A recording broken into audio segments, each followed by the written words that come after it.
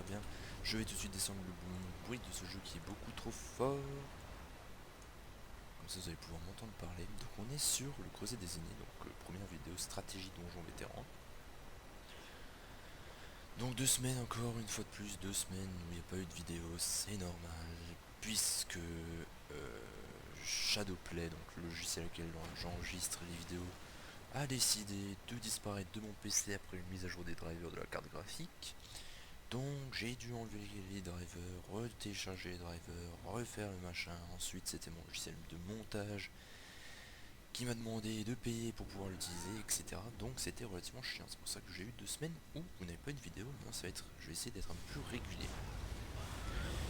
Donc creuser des aînés, un donjon qui pour moi, qui est là depuis la première bêta, est un classique et un bon moyen de tester si vous n'êtes pas trop mauvais, parce que le tank n'a pas grand chose à faire. C'est vraiment, pour le tank, c'est vraiment la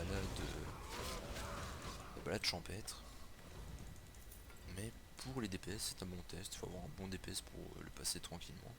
Et le heal a aussi pas mal de choses à faire, notamment sur le dernier boss. Donc, je vous expliquerai, j'essaierai de vous expliquer les strats au fur et à mesure. J'éviterai de trop parler pendant les phases d'ad. Je suis en pick-up, il y a juste une personne que je connais dans le groupe qui est de ma guilde, donc la guilde Légion de Tamriel, qui est Castle, donc notre healer. Sinon, bah, tout le reste, je ne les connais pas, ce sont des parfaits inconnus. Et, écoutez, j'ai envie de dire, parfois, ça vaut mieux. Parce que avant, je suis parti avec d'autres personnes, et ça s'est très mal passé. J'avais record, et à la fin de la vidéo, j'ai carrément tout, je l'ai enlevé entièrement, je supprimé, parce que sur le coup, quand j'ai jugé la qualité de la vidéo, enfin le combat, on mort je sais pas combien de fois, le healer était inexistant, on sait pas où il est passé, enfin un bordel monstre. Donc finalement j'ai décidé de pas le garder tout simplement. Voilà, que ça vous plaise ou non, je ne le garde pas pour cette raison. Hop. Donc là, devant vous, vous avez la salle du premier boss, donc avec la sorte de tête de mammouth qui trône au milieu. J'ai changé aussi un peu mon set par rapport à la dernière vidéo, donc je suis toujours en stamina, sauf que j'ai maintenant le set de Valkyn's Courier. Voilà. Premier boss avec le premier trolling du donjon, c'est-à-dire que le premier boss n'est pas le premier boss, c'est un faux boss. En fait, celui-là ne compte pas, il compte pour du beurre. Et quand je dis il compte pour du beurre, c'est pour du beurre. C'est vraiment bon gros beurre de Paris. Je vais essayer de faire en sorte que lui va se passer sur les certains. Il va se healer, voilà. On va tout de suite l'en empêcher. Le tank donc va tanker la grosse bébête qui est là-bas. Et les DPS eux vont aller d'abord buter toutes les zones tranquillement, en commençant par les invocateurs qui eux heal. Ensuite donc le Deadrot en question, bah, c'est un Deadrot une fois plus classique que ça, vous mourrez, voilà. Et donc le premier boss arrive par le même portail d'où est arrivé le Deadrot. Donc c'est un Spriggan, et ce Spriggan a deux bases, n'importe quoi, deux phases. La première, c'est qu'il va attaquer 1, 2 ou 3 joueurs sur une attaque ciblée, qui fait très mal.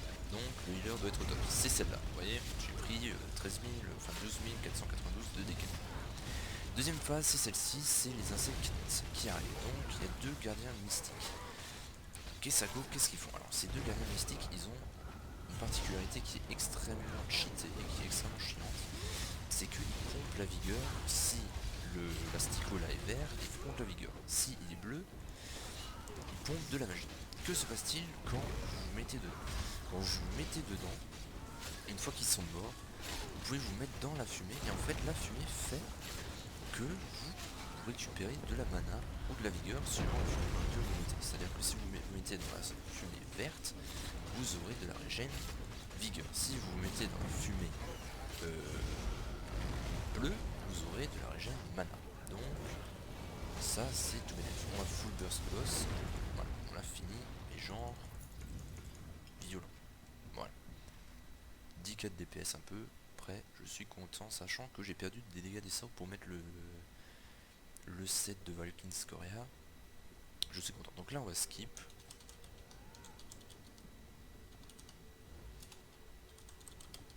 Je vais quand même leur demander. Au pire, si on le skip, je vous dirai c'est juste, alors le prochain boss c'est juste un crépusculé qui fait pop des Thanater qui vous attirent en fait, qui prend le contrôle de votre personnage et qui l'attire où il veut. C'est juste ça qui est très chiant, c'est de buter les Thanater et de ensuite vous butez tout simplement le boss, voilà. Nous ce qu'on va faire c'est qu'on va skipper, on va aller là. Allez vous, hop, hop, j'ai failli mourir, je suis content, voilà. Donc on va le skipper et on va passer tout de suite au prochain boss parce que c'est dans le cadre des Indomptables que je fais ce donjon, donc forcément je vais pas emmerder les gens avec qui je suis, juste. Ok. Ok.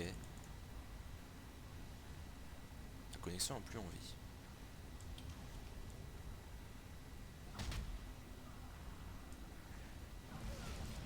Ok. J'aime quand ma connexion bug et me dit d'aller me faire voir. Oh, on va quand même continuer. Hop, hop. On a le gros paquet qui est dedans, on va profiter. Voilà. Faut quand même pas déconner. J'ai pas vu, il y en a encore. On va commencer par celui-là. Pareil, plus juteux. Hop, hop. La petite météorite de Valkyrie qui fait plaisir. Hop. Encore lui. Voilà. Le prochain boss se trouve dans ce portail. J'adore personnellement ce boss parce que déjà il est bidon et en plus il a une stratégie qui est très simple à comprendre. Faut juste être très attentif et être réactif. Et avoir le timing, faut avoir le rythme dans le pot, comme disait un certain groupe des années 80. Donc d'abord vous débarrassez pareil les 3 mobs qui encombrent le passage. Ils ne sont pas dangereux à proprement parler, hein. C'est des Thanater. Voilà. Donc le boss est un suturé. Sa particularité c'est qu'il va faire déjà une attaque en cône qui fait très très mal. La deuxième c'est qu'il va faire pop. Il va être sur une phase mais en 2 temps en fait. C'est qu'il va faire pop des zones d'AOE au sol. Donc ici. Là vous devez les éviter. Quand il fait jour vous les évitez. Donc vous parez très très loin. Là il va faire jour. Enfin il va faire nuit, donc vous vous mettez dans les zones qui auparavant faisaient mal. Là elles ne font plus mal, elles vous protègent. Parce que si vous êtes en dehors de ces zones là, c'est la mort. Donc là on repart sur l'éclairement normal. Donc là vous vous barrez de la zone qui à ce moment là est une zone qui est nocive. Et quand il repart de nouveau dans la zone, voilà. Et quand il repart dans l'AOE noire, c'est que c'est pas bon. Dès que l'AOE qui pose est blanche, vous tournez dedans, enfin vous rentrez dedans, sinon c'est la mort. Sinon vous prenez énormément de dégâts et le healer d'ailleurs peut pas forcément suivre. Donc ça c'est le premier. Et maintenant, parce que ce donjon c'est, comme je l'avais dit au début, un peu du trollage, c'est tout. Pour les indomptables, vous avez juste ces 2 boss à faire. Le prochain, il se trouve après cette chose. Donc le dernier à faire pour les indomptables est Bogdan, le boss en clair, le boss final. Les invocatrices, comme d'habitude, dans ce donjon là, c'est les healers. Ils ont le nom d'invocatrices, donc vous connaissez la musique. Les invocatrices, dans ce donjon, c'est le premier à devoir mourir puisque c'est du heal. Et ça donne également aussi des petits boucliers sympathiques et des petites résistances à nos amis les invocations, les petits porte-morts et tout. C'est bien gentil, mais comme vous le savez, moi je m'en passe. L'invocatrice est toujours pour là, je n'ai absolument aucun respect. Par contre, si déjà mon ami tu te cours de sens, s'il te plaît.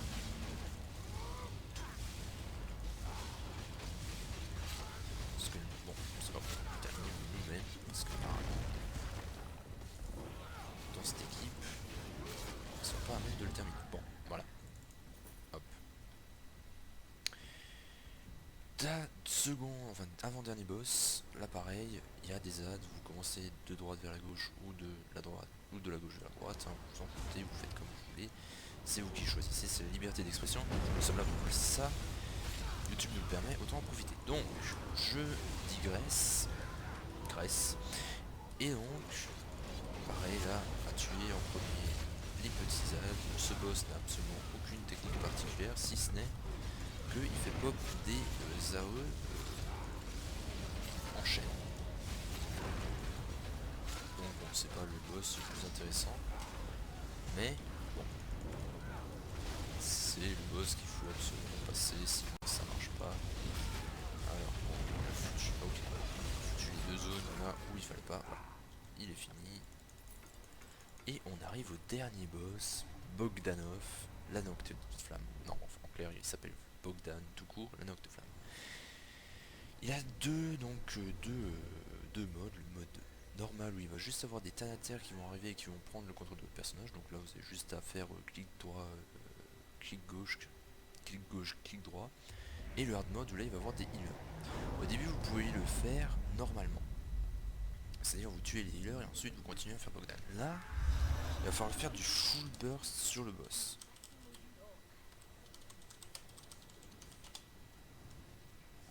Je vais quand même lui en demander parce que sinon j'aurais l'air con s'ils me disent oh non pas du tout. Il y a juste quelque chose qui change pas, c'est que les Thanater faut les buter. Voilà, ça je le dis en avance. Les healers qui seront des sortes de mobs jaunes pétants et qui feront donc une sorte de heal sur le boss, vous ne les attaquez pas parce que vous allez perdre du temps. Les heals sont extrêmement résistants et donc c'est la merde. Donc le mieux à faire dans cette histoire c'est shooter là et vous attendez. Ce qu'il va faire, il va avoir deux grosses phases qu'il va falloir faire en station. La première, c'est qu'il va cracher des flammes en l'air qui vont arriver sur les 4. Voilà, là il vient de le faire. Ce que vous faites, vous foutez dans un bord de la carte, voilà, et ensuite vous revenez. Ces flammes vont rester jusqu'à ce qu'il va passer à sa deuxième grosse attaque, qui est l'attaque où en fait il va se soulever et atterrir lourdement seul. Ça va faire une AOE qui ne sera pas matérialisée, c'est d'ailleurs en clair, voilà. Cette attaque, c'est du 12k, ça fait mal, c'est pas rigolo, ça fait mal, donc c'est pas le top. On a le DPS qui vient de mourir comme une merde, voilà, je le raise. Donc, un filament, pardon, exactement. Donc là, c'est un peu la merde. Je vais essayer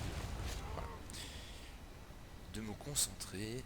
Donc, le combat après c'est toujours ça, il va taper pour les tanks. Alors, pour les tanks, il fait une attaque normale. Et il va aussi avoir une attaque où il va cracher du feu directement sur votre gueule. Donc c'est une attaque qui va faire mal, ça peut être considéré comme une attaque chargée. Donc à prendre en compte. Autrement, en tank, c'est un boulot de tank normal. Vous ne vous occupez pas des autres, vous faites votre boulot. Les DPS ils font leur boulot, le heal il fait son boulot aussi, chacun de son côté. Tout le monde il est beau, tout le monde il est gentil. On a du bon DPS en plus. Alors, faut surtout pas le dire de moi parce que moi je suis pas sous le moindre de pièces. Voilà. Nouvelle flamme, et dès que c'est fait, bah en fait il n'y a plus de flamme autour. Donc c'est du tout bénef. Il arrive qu'il y ait un bug qui est connu, qui est que alors c'est un bug ou une hypothèse, on ne sait pas encore, mais certains groupes des gens ont déjà remarqué que parfois on avait le temps de remplir toute l'arène, et quand je dis toute l'arène c'est toute l'arène, on pouvait remplir toute l'arène tranquillement, sans pression, de flammes, et Bogdan ne faisait pas son fameux saut qui enlevait toutes ces conneries. Donc au final tout le monde mourait parce que tout le monde était complètement dans la merde suite à l'arène qui était remplie de feu. Donc au final c'était soit un bug, soit tout simplement un manque de DPS. Certains disent que en fait c'est suivant un certain stade de PV, Bogdan fait son saut. Personnellement, je suis pas sûr. Il arrive de faire ça. Alors ça aussi c'est, mon dieu, en fait c'est très aléatoire. C'est ça le gros problème de ce genre, c'est que tout est extrêmement aléatoire. Parce que, alors déjà lui il va se calmer. Ce qui m'énerve, c'est que parfois il fait donc son attaque de flamme, donc avec ses fameux dots de flamme, plus derrière, parce que c'est un petit cachotier, l'attaque de saumon. Donc ça aussi, healer, attention, vérifiez bien. On va le terminer. Allez, allez, voilà, on l'a terminé. Et vous avez donc un masque que vous pouvez avoir. Alors, si je l'ai, c'est magnifique. Non, je l'ai pas, bon c'est pas grave. GG à ces gens-là. Donc j'espère que j'ai quand même bien expliqué. Ce que vous avez comme récompense à la fin de ce donjon, c'est une chance que je l'ai, c'est le visage de l'engeance de sang. Non pas du tout, le visage du Nocteflamme, pardon. Donc celui-ci, c'est un truc qui sert beaucoup pour les heals. C'est-à-dire qu'au bout de 2 objets, donc le visage plus les épaulettes, je vous demande un peu s'ils veulent faire la normale, c'est que ça va vous permettre au bout de 2 objets d'avoir 2% de chance lorsque vous soignez un allié de créer un totem pendant 10 secondes. Et ce totem là va soigner les alliés dans la zone de 693 toutes les 1 seconde. Donc en clair 6930 points de heal en 10 secondes en plus de votre heal.